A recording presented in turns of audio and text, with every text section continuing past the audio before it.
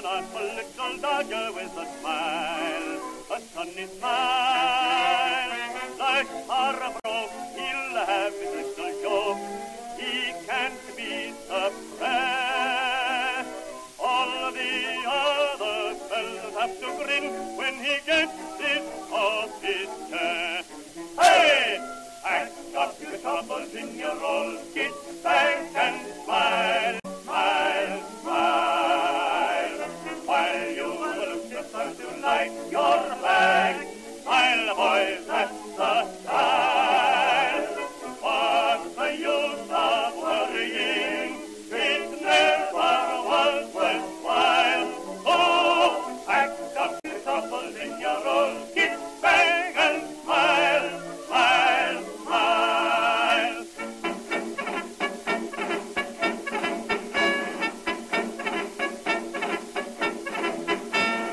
Private Perk went marching into Flanders with his smile, his funny smile. He was loved by the private and commanders for his smile, his funny smile.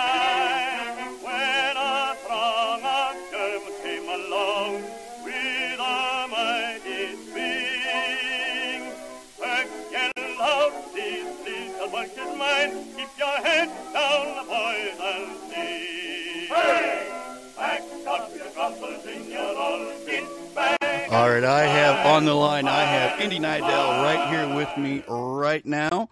Hi, everybody. So, Indy, obviously, we all know why you're here because, well, we published it and we've been talking about it for about, well, I've been talking about it for about the past month anyway. So I've been all sorts of excited about this. So tell us a little bit about yourself and what it is you do. Well, I'll tell you what I do first, and then what about myself can follow along logically. Or all right, sounds good. What I'm doing, it's a 4.5-year project. We started a YouTube channel which follows the First World War from the very beginning to the very end, from July 28, 1914, to the very end, exactly 100 years later, week by week, in real time, using original footage that we get from the British Pathé Film Archives from a deal that my YouTube network struck with them. So you really actually see the development, and each week something new enters. The Ottoman Empire joins the war. Poison gas is used for the first time. They put radios in airplanes for the first time. You really see the actual unfolding of the whole horror. Yeah. You know, and to go along with that, each of the episodes, I notice you don't sugarcoat what happens each week as far as, you know, the blood and guts of it all. No, but at the same time, you also don't overdo it and enter into the whole realm of gore porn. So, I mean, it's I guess, tastefully done for lack of a better word. So, I mean, that's in my opinion, I think it'd be great for history teachers anyways to show this kind of thing more towards probably a high school level. But definitely a great series, I think, for history teachers to show. Now, you did, well, actually, let me back up a little bit here. How did this whole endeavor come to be to begin with? It came to be, it's funny, a couple of years ago, just me and a few friends did a little baseball history YouTube channel called Sunday Baseball, which, that's, you know, I'm a complete baseball history nerd, especially like the 1880s, 1890s, and the early part of the 20th century. And, we did a little show that was really funny. And we had, 200 subscribers, only a couple thousand views. Nobody watched the show. We didn't have a big PR or anything. But this German YouTube network, they watch everything, and they were looking, and they said, that's the guy we want to host this. And I am a historian. I studied history at Wesleyan University. Yeah. And I graduated with honors in 1989, although my thesis was about the Black Death, which is, was a lot of people dying, so it's similar to the first. I guess, yeah. So, except, they didn't know what was killing them, that's all I've ever done is be a historian in really the grip of small minutiae about certain historical epochs that I think are really interesting and really cool. And that's how we started. And I started writing it last summer, about a month and a half ago, before we did the first episodes, which, as I say, started July 28th when Austria-Hungary declared war on Serbia. and started the whole thing. And that's the short version. The long version takes like hours. Oh yeah, no kidding. So, you're actually based out of Stockholm, is that correct? I do. I'm from Texas. I'm from Houston, but Right. I live in Stockholm, Sweden. So how did you end up in Sweden? It was more by accident than by design. I had been, as I said, I went to university in Connecticut, Wesleyan, and I lived in New York for a while after Wesleyan. And then I was living in Europe for a few years, just, early 20s, working as a cook or a bartender, knocking around doing stuff, which people do. Yeah. And I had been living in Scotland, and I had a girlfriend who lived in Stockholm. And I had a bunch of Swedish friends that had been working for me, or with me. And I thought I'd go and visit them for like 2 weeks. And 2 weeks became 3 weeks, and 3 weeks became 19 years now. So it's just you get stuck. It's a good place to be stuck. I have no plans to leave Stockholm. It's a great place. When there was you along with the main series itself, you also do little Q&As, little minor. Yeah, side shows there.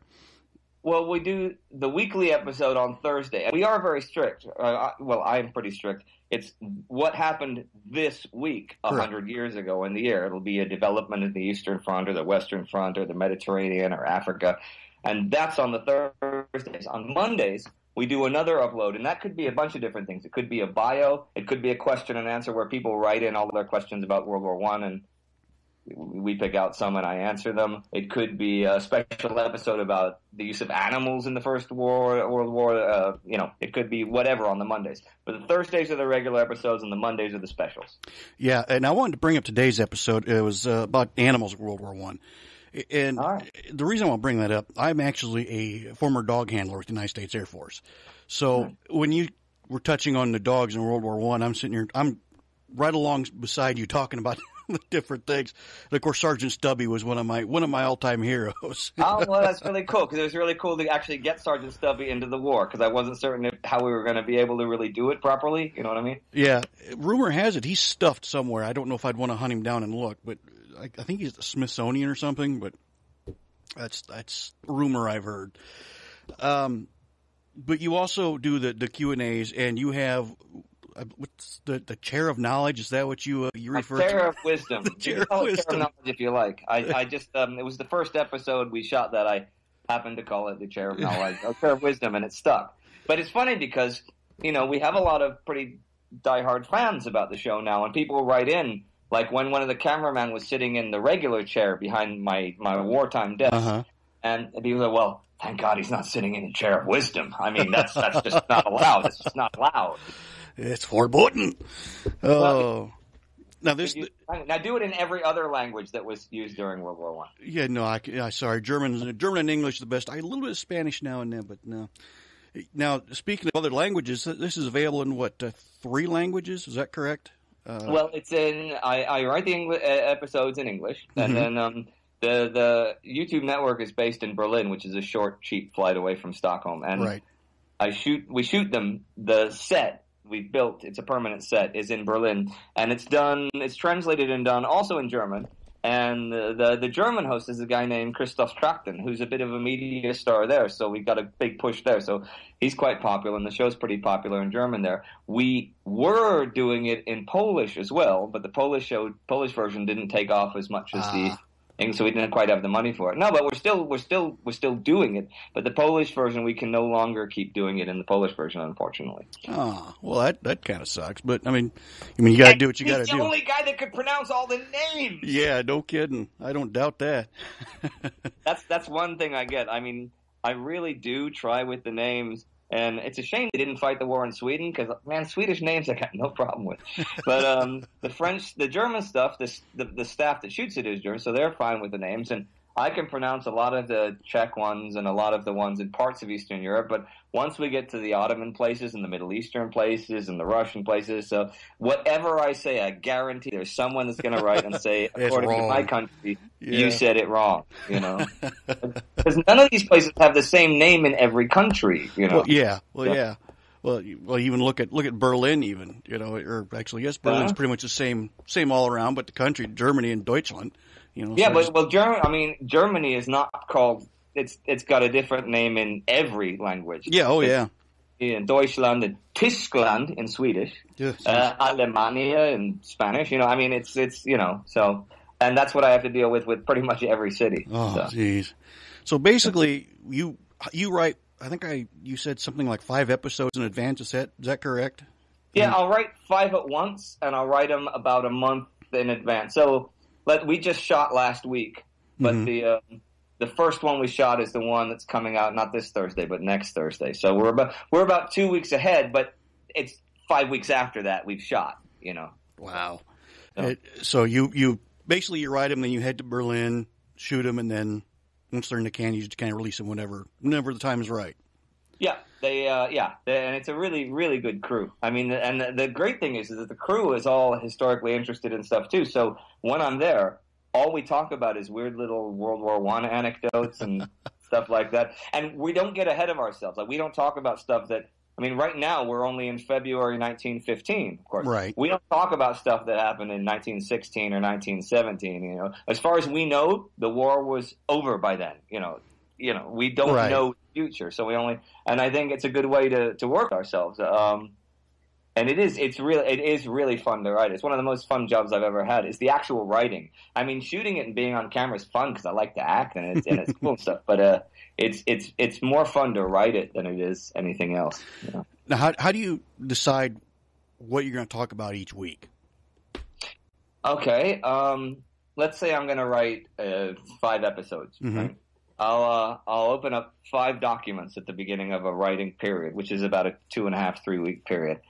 And I'll go. I have some of the guys in Berlin make a timeline for me of specific events, right? And I also have several books of just timelines, and I'll just note down dates and things that happened then, and then I'll start going through, and I use 10 to 15 sources really for each period, depending what the period is.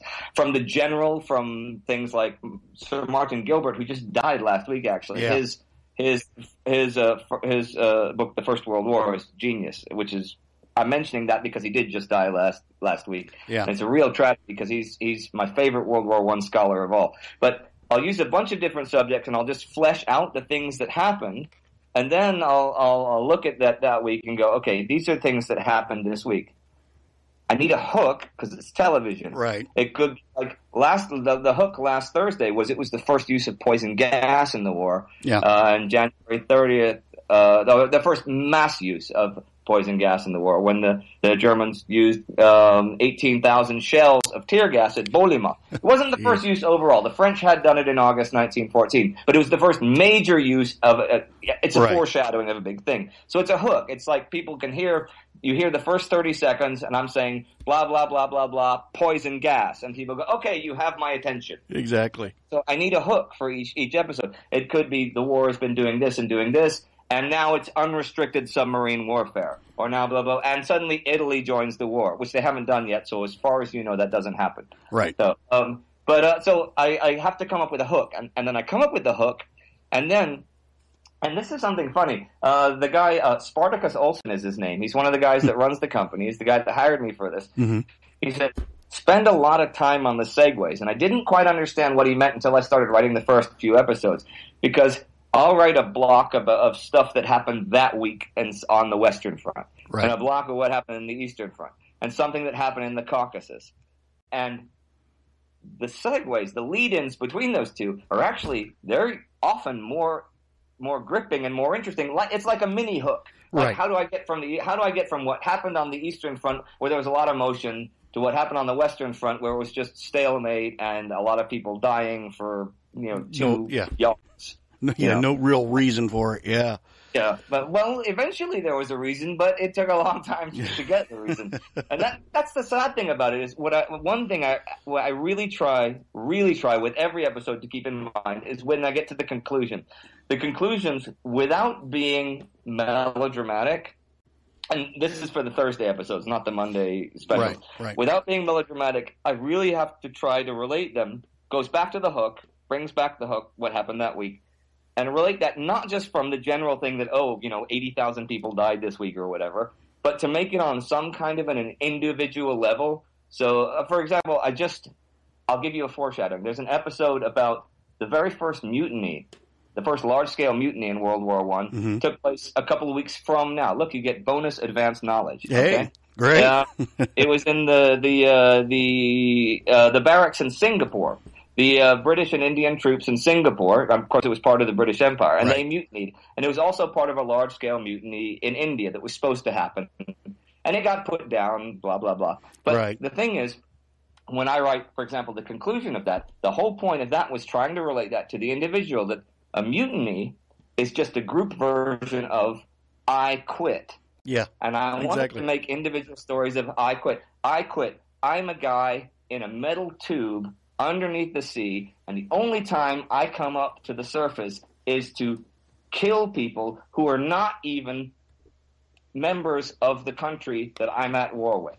I quit. I quit. I am a Hungarian guy, and I'm in the mountains wearing cardboard soles, fighting Siberian soldiers, and there's wolves, and I haven't been rotated to the back because there's no reserve troops, and I've been here for 7 weeks, and I walk in front of a bullet. I quit. Yeah. I'm a guy from South India, and I'm fighting in France, and the people that I'm fighting with look on me many times as they belittle me, and they look on me as subhuman, and I'm supposed to lay down my life for them, as all my friends have done the last 2 weeks, and 10,000 of us have died. I quit. You see, so I try to relate to make it personal. Right. Well, that's what you said earlier, without making it maudlin or overly gore. Yeah. But so you realize that it's not just, and then there was a battle and 5,000 people died and there were 10,000 captives. Exactly. Actual individual stories. Everything is, And like I mentioned earlier, I mean, that's just what really it makes this so interesting. Something that people can really sink their teeth into, because it's not just, 10 to 12 minute episodes where you're just standing there regurgitating knowledge.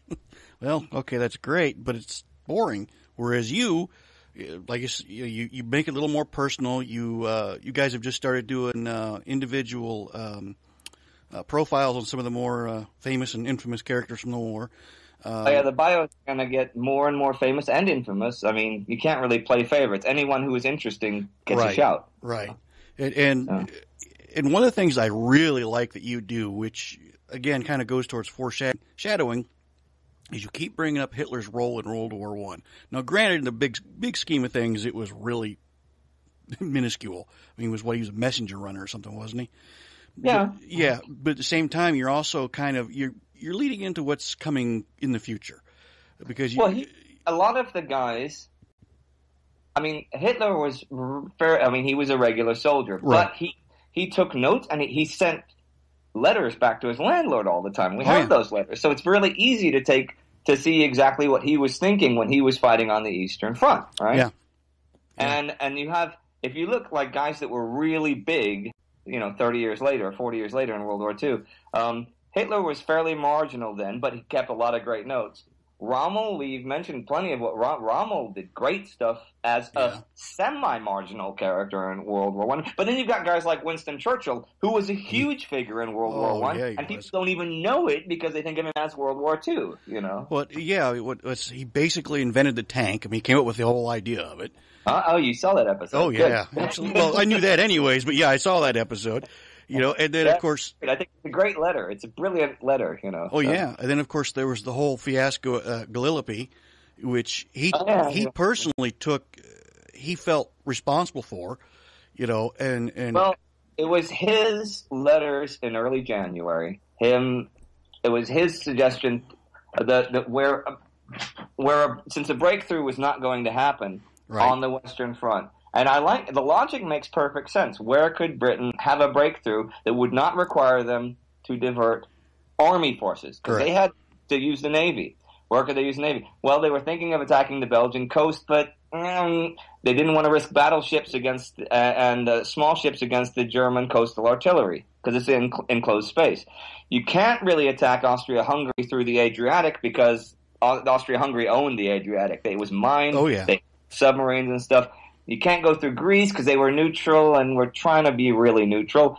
if you could get into Serbia somewhere to help them, Bulgaria was hostile. All they came up was, well, the Dardanelles, the straits there, near Istanbul, there's Gallipoli and stuff. That looks enticing. Now, Gallipoli hasn't started yet, so I'm not allowed to talk about it yet. We're bombing the Dardanelles starting in a couple of weeks, and that's about it. I thought about that as soon as I set you loose on that tangent. I'm like, oops, I think we're getting a little ahead of ourselves here. I'm really sorry. I know as soon as you set me loose on any tangent, I'll talk for like an hour about whatever it is, because I love working on this show. Well, when you get two historians sitting together talking, stuff's going to get brought up that, anyways. Absolutely. So, and I think, but it's funny because now all of our cameramen who weren't interested really at all at the beginning, they're all pretty knowledgeable historians about World War I in general, and specifically about the first 8-9 months of the war. Oh yeah. So again, as I said, when I'm down in Germany, if we go out for a beer, we just talk about war stuff and argue about World War I stuff, which I think is really good because it's the best way to preserve. Because the only way it's hard to realize what a horror that war was. It's a lot easier for realizing World War II because there's a lot more footage and a lot more bloody footage. Yes. And Hitler is such a visible presence, whereas you don't think, you don't pick guys like the Kaiser or Konrad von Hotzendorf or the Tsar or whoever. Yeah. They don't seem like evil guys, Yeah. So but I think we did a biography on Ferdinand Foch, Marshal Foch, the French marshal, and he was very, very prophetic at the Treaty of Versailles, which ended the war. Although the war doesn't end, as far as any of you know, but in this world, if it ended and Marshal Foch was there, he would say, "This is not a peace. This is just a pause of 20 years." And he even said of 20 years, and he was absolutely right. Oh, yeah. And in so many ways, World War II is the logical and unfortunate and horrible extension of World War I. Yes. And, we could talk about the years in between, till the end of time with all completely lost my train of thought, concessions and so on towards Germany. But, again, we're getting ahead of ourselves. Yeah. Now, bringing up World War II, are you guys planning on doing anything along that lines? Well, we were not, although, last year was 75 years since the World War II started. Right. So had we been, it would have been a great opportunity to start it, as we're doing 100 years later. But there's been so many people writing and so much about it that we're starting to lean to think that, but we have to put the money together to do that. Yeah, I don't doubt it. Yes. And I know I will not have time to write World War I and World War II. So I've said to them I'll be happy to host it, and I'll go over the scripts, and I'll, for lack of a better word, I'll use my egotistical word, I'll indify them so that it's how I would actually say it on camera. So it's TV, because it is TV, and it's. But I won't be able to write it. But I don't know when that'll be. But we have been talking about it. We've definitely been talking about it. It's not an out of the question thing. If you asked me 3 months ago, it would have been an out of the question thing. Yeah.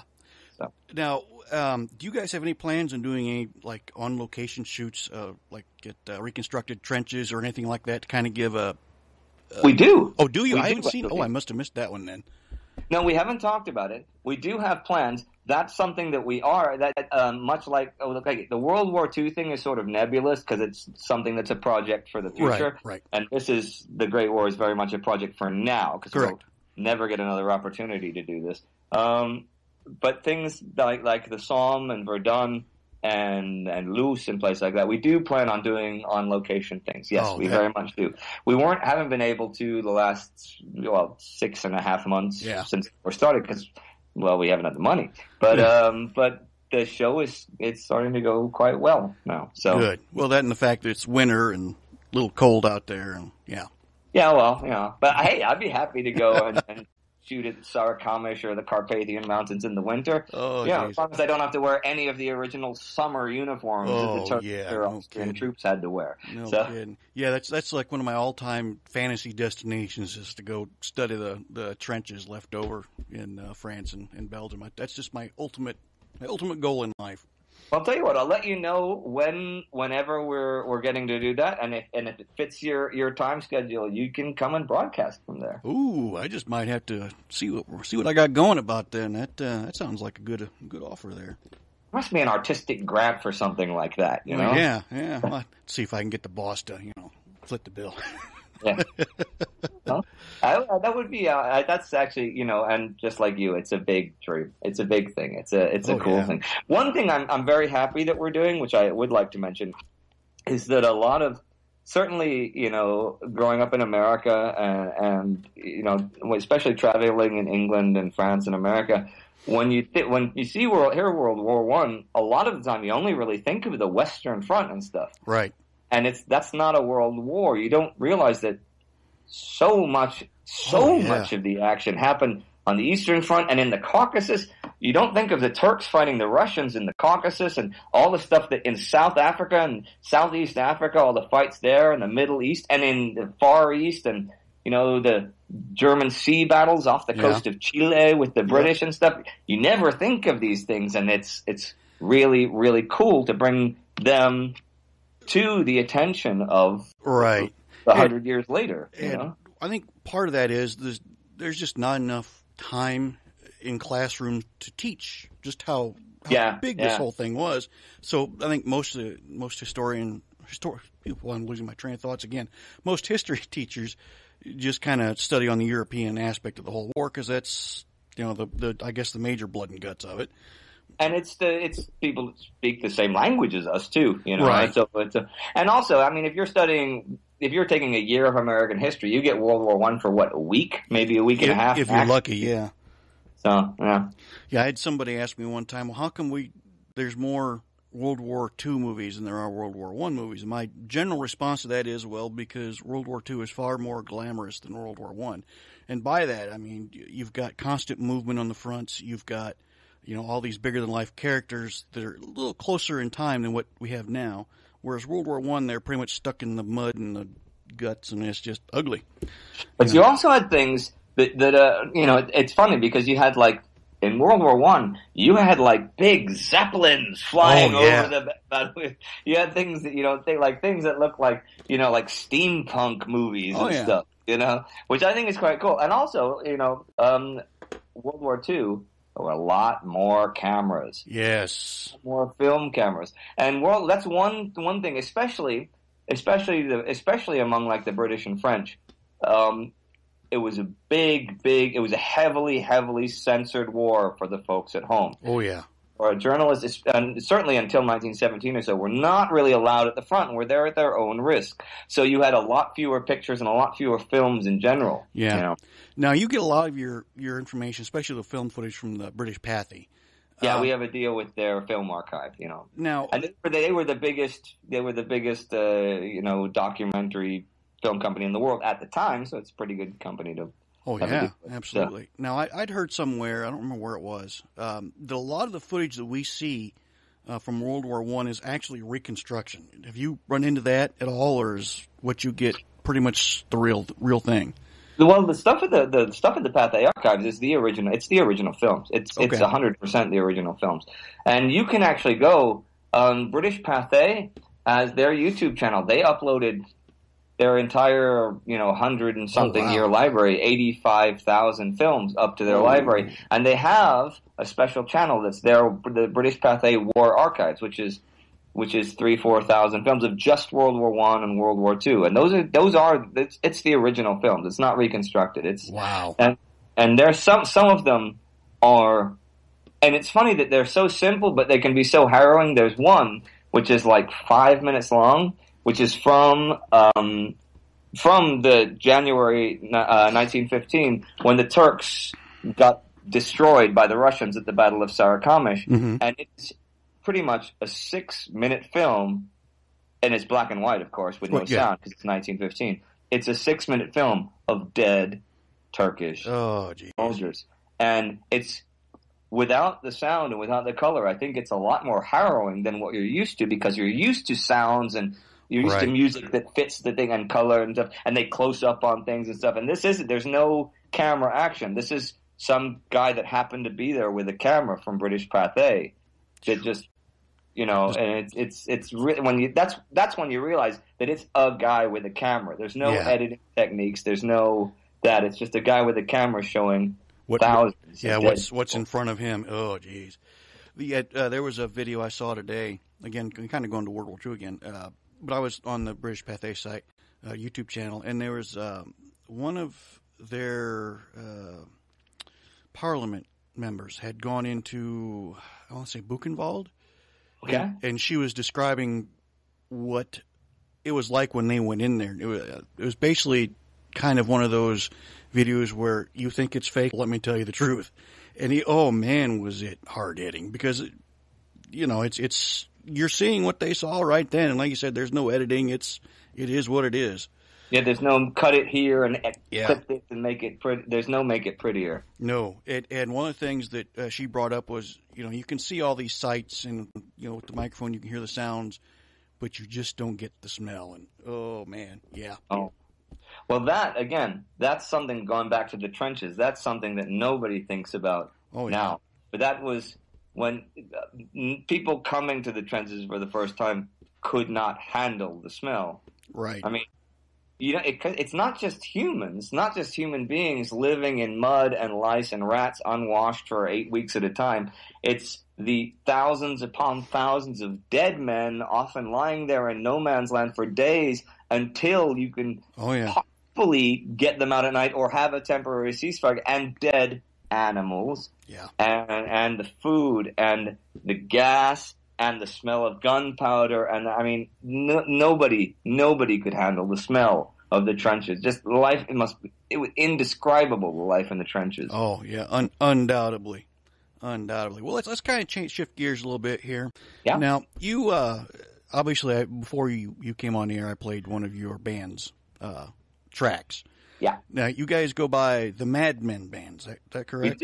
We do actually. Do you guys do a lot of live gigs or? Yeah, we play. I play with several bands. With the Mad Men, I play maybe 3 or 4 times a month. We'll play live around, but they'll be long. So they'll be like 3-hour extravaganzas. I mean, we have 5 lead singers, and it's walls of harmony and a lot of things. The song you played, "Your Dead Man's Curves, Dead Men," just now doesn't happen to have a lot of harmony, but some things have, tons of harmony, and some don't. But it's very much with that band, the world is 1962, and the only thing you have to worry about, you don't have to worry about hairstyles, you don't have to worry about your internet crashing. All you have to worry about is global nuclear war. Yeah, nothing to worry about at all. Nothing except that. That's it. That's the only problem you got. What a simple world. You got one problem. Yeah. So, is the world going to get nuked in the next 20 minutes? And that's it. Everything else takes a back seat. So, the simpler things in life. Well, yeah, there you go. It's a fun band because it's. When I say authentic, I have a hard time because there's a lot of 50s and 60s bands like that around, and I don't play stuff like that. But I guess the only thing to do is to come and see us, or to see us when we post stuff at the Mad Men Band Facebook page is a good place to see that. There you go, and so you can see some live stuff put up, so you'll see what we actually mean when we say we keep it as real as we can. Yeah, and I was talking to you before we went on air. You had Little Babs with you at one gig. Yeah. I mean, you got a lot of great people you play with. So yeah, sounds like you guys have a great time. We try. I mean, since everybody else in the band is Swedish except me, but every month we have at least one guest star of some stature with us. Especially now that we've gotten a little bigger and we can afford bigger guest stars. Yeah. But in the summertime, we'll get at least 1 or 2 of the big 50s and 60s Swedish, like big rock stars and pop stars from the 50s and 60s to play with us, and that's always a lot of fun because then we get an audience that's half the people will be in their 20s and 30s for us, and half the people will be in their 60s and 70s for them. And it works really a lot of fun. So. All right. Well, I am going. Oh, we've got I found two albums for you. Is that correct? I got the one now. This one I just downloaded. Dead Men's Curves. Is The right name? Oh yeah, that's an EP of what's that? 5? I think it's 5 songs. Yeah, 5 out. And then hey, funny thing, you'll notice that on that one of the songs is the David Hasselhoff song. Looking for. Okay, I'm gonna tell you a story because that song was obviously not a song from the late 50s or early 60s, and we did not write that song. David Hasselhoff, for anybody in America who didn't know, was not just a TV star. He was a huge music star in Europe in the late 80s and early 90s. And one of his big hits was called Looking for Freedom. And January and February 2014, he did a talk show on Swedish television, on Swedish national television. A big talk show.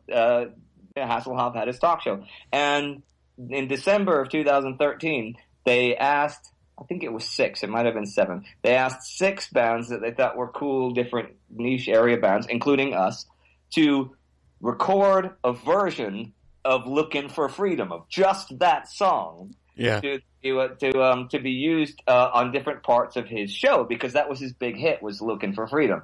And of course we did our version with Little Miss Lonely. With we have it's a woman singing with us. We have many other people in the band. And on New Year's Eve, you can see the video on YouTube if you look up Looking for Freedom, the Mad Men Band. And she was 8.5 months pregnant when we shot the video, and you cannot tell in the video and stuff. And I was the Ed Sullivan character, and of course they played it on the show, and we like, well, we like our version of Looking for Freedom, so what the hell, we'll release it. So I think we're the only ones that actually commercially released, of all those bands that commercially released their version of David Hasselhoff's song. But it sounds like it's 1959 when we do it. Yeah, his reaction, I saw that video, his reaction was priceless. And he said like, "Oh, sounds like Bill Haley in the Comet," which it doesn't sound like at all. Now, aside, go ahead. Oh, and aside from your music, you also act. Other than just the Great War, what are your other endeavors? Well, I always acted when I was younger, and I've been doing a lot of acting on screen the last few years. But what I actually did as a job for the large majority of my adult life is I do voiceovers, voice acting. I do a lot of characters and accents. So I've done loads of cartoons and commercials and computer games and I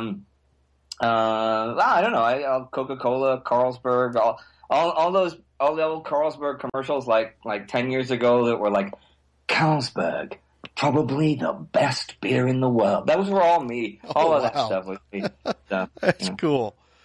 I never get paid to talk in my own voice because, my mom was English. My dad was from New York. I grew up in Texas. I live in Sweden. A lot of accents and stuff. Well, yeah, you kind of get around, so you pick a few of them up here and there, I guess. I did. And when I was a kid, we were 5 kids. There's 3 girls and 2 boys. And we used to just make fun of mom and dad's accents. So that's how you learn how to do accents, So. All right. Well, anyway, we need to get this wrapped up here. We've been about 40 minutes now, so. Oh, wow. Yeah, I could talk to you all day, but I suppose I better get back to my regular gig. Okay, well, one day, anytime you like, Mike, you are welcome to call me again. I'll be happy to talk to you again. And of course, the offer is mutual. You are welcome to call in anytime you want. You see my little Skype line on. You're welcome to call in, give us an update, just say hi, whatever you want to do. If if your band drops a new album, you want to promote it, give me a buzz. All right, thank you very much, man. All right, and hang on just a sec here. Let me get the right button going on here. All right, let me say goodbye, all you listeners out there. Enjoy our program, and it is good. It's just look up The Great War on YouTube. Yes, absolutely, and of course you have a Facebook page, Twitter as well. Let's see. You don't have an actual web page for that yet. Website. We're just doing it straight new school. Okay. It's the YouTube page, the Twitter, and the Facebook. I comment on the Facebook page from time to time too, although Florian, our guy, is much better than I am at that. So. All right. Well, I'm honest. Here is Pitbull, Time of Our Lives, and thanks again, Indy, for coming on with us. Thanks very much, Mike. Thanks.